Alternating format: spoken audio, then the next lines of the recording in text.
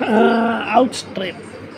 So yung outstrip is yung mabilis na paggalaw, yung greater in quantity. So sa business, pag sinabi mong outstrip demand, yun daw yung demand na mas malaki kaysa dun sa nandyan.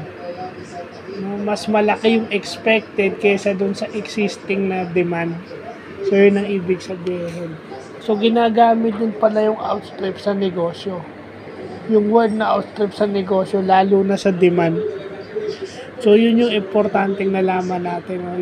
Yung word na ginagamit sa English, yung polysemy na tinatawag, kasi meron sa English, meron sa business, pwede natin ilagay na polysemy yan kasi ginagamit yan sa dalawang field. O yung to be greater in quantity, yung pala ibig sabihin ng outstrip. So, yun lang po.